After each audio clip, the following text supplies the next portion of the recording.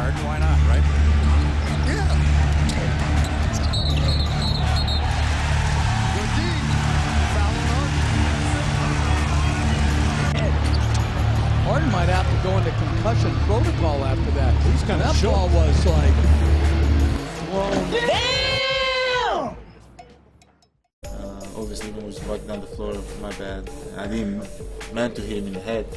I was trying to hit the guy in the corner. I don't need an apology. I wish I would have saw it. To Giannis, Antetokounmpo, Paul George, and James Harden, congratulations on your MVP caliber seasons.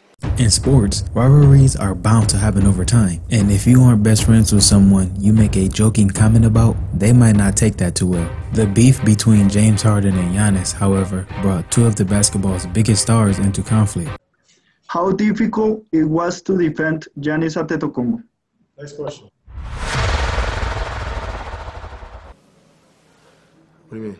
Where do you think you rank among the NBA's best players right now? I feel like I'm the best player.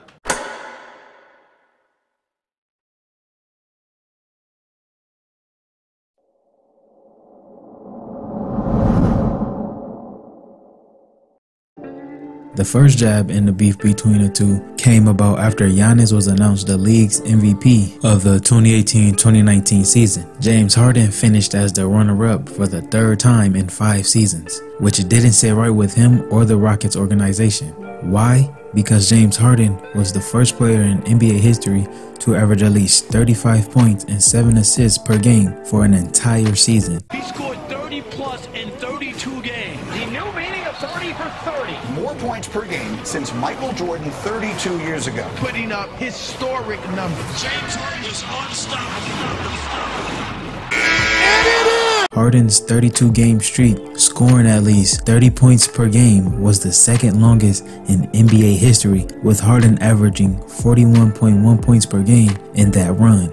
More importantly, he drove the Rockets through a 21-11 push in that streak after they had fallen to the 14th in the Western Conference. Harden has spoke out about the voting when featured on a radio interview. People, once the media, they create a narrative about somebody from the beginning of the year.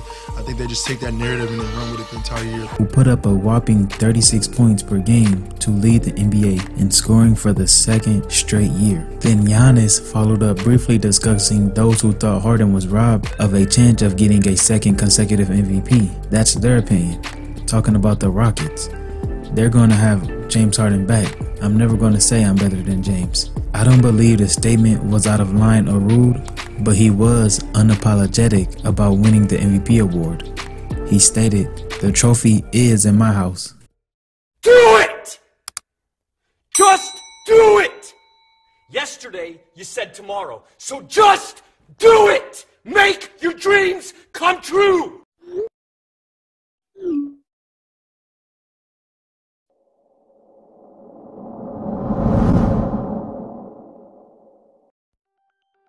Now moving on to the All-Star game, Giannis was one of the team's captains when Charles Barkley asked Giannis why he wasn't considering Harden over Kemba Walker or Trae Young. Giannis replied, Wait, you don't want the dribbler? I want somebody that's going to pass the ball. That's what I want. That was kinda a weird comment, due to the fact that Harden is averaging a league's best 36 points with 7.3 assists per game, while Giannis averaging 29 points and 5.8 assists. After the All-Star game, Giannis said his team was targeting anyone who Harden was defending, which was a strategy that didn't work. Team Giannis, which had more turnovers, 7, than field goals, 5 out of 19 in the fourth quarter, while blowing a 9-point lead, attempted only 2 shots in the frame in which Harden was the primary defender. Neither of those shots was good. Not that simply targeting Harden on defense is a sound strategy. There's a narrative that Harden is a notorious poor defender, but the numbers don't back that up. He had established himself as an elite post defender. Harden resisted the urge to entertaining Giannis, but that was the tipping point.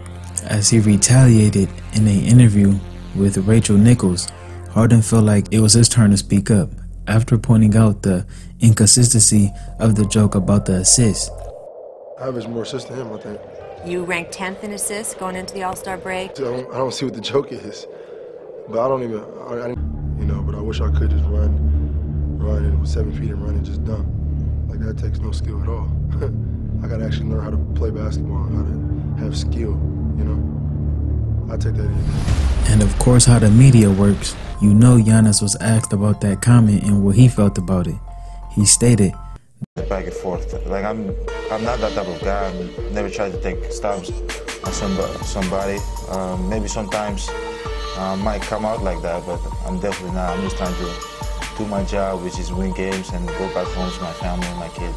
And of course, that was his comment after taking a stab at two subjects that are mainly talked about Harden. The perception that Harden is a ball hog and that he's a dreadful defender. But at the end of the day, you know, if that's what he believes, that's what he believes. I would say there's maybe a narrative out there that you don't play defense. What would you say to those? At this point, I don't care what you know, people are negative energy. I don't pay attention to it.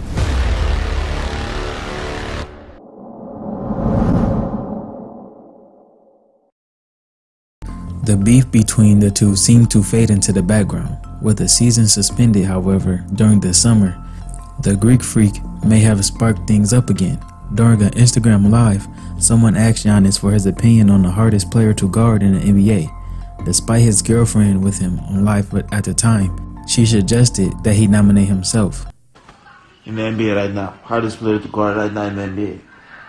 You, baby, you. Yeah, of course you can see me. Giannis, after thinking about the topic for a few seconds, stated, I gotta go with James Harden. Then he flashed a big smile as he was just trolling me. Based on his smile, it was kind of like Giannis was trying to be an internet troll like the one we all know about. But based on his perception and his character throughout the years, it's kind of like he's just really trying to troll Harden and be something that he's really not. But at the end of the day, you know, if that's what he believes, that's what he believes.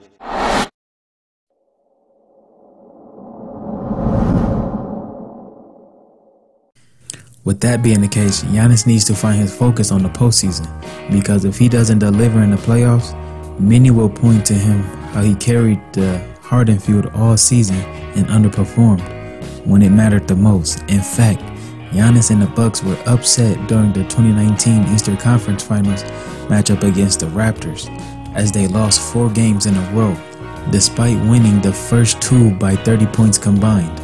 During the 4 consecutive games in which Milwaukee lost during that series, Giannis posted an average of 20 points on a 43% shooting, while also averaging 4 turnovers per game. But if it was Harden, he would have been criticized and highly scrutinized for such a performance. Harden has been labeled as a postseason choker. Harden has played in 606 of Rockets' 638 regular season games in all 73 playoff contests. He has averaged 37 minutes in the regular season and 38 in the playoffs. Harden still averages 22.9 points per game in his playoff career, which ranks 9th among players behind Kevin Durant, LeBron James, Stephen Curry, Russell Westbrook, Damian Lillard, Melo, Kyrie, and Giannis. Although Harden's playoff statistics are lower than his regular season numbers, they're still high and expected as a player for his stature. He performs well against any team, whether they're defense-oriented or not.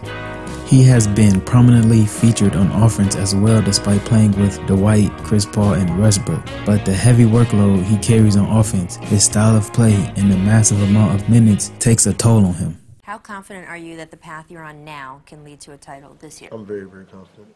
Extremely confident. You think you're going to win it all? Yeah.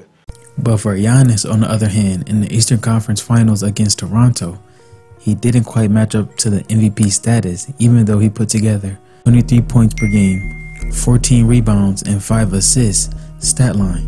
The Raptors then threw Kawhi Leonard, one of the NBA's best defenders, at him. And it was noticed that after the Raptors went down 0-2 is when Kawhi started to defend Giannis. The result from it led to Giannis shooting 11 of 31 from the field, which is 35%. In the 131 possessions when Kawhi was the primary defender, he did not make many plays for his teammates, with 4 assists and 5 turnovers, or was getting to the foul line, with only 3 made free throws. So I mean, if any team that faces the Bucks takes any notes, all they have to do is put their best defender on Giannis to shut him down. These two have been going at it for about 2 years now. It'd be good to see them in the finals, or just to see how far they make it this year. Good luck to the both of them. And the NBA's own website has an MVP ladder, their rankings for MVP. They list the top 5 players. You're not even in there, James. I know, that's crazy. What do you think of that? And I still lead the league in scoring. 3rd straight year you've led the league in scoring. Yeah. What do you think of that? That's something I can't control.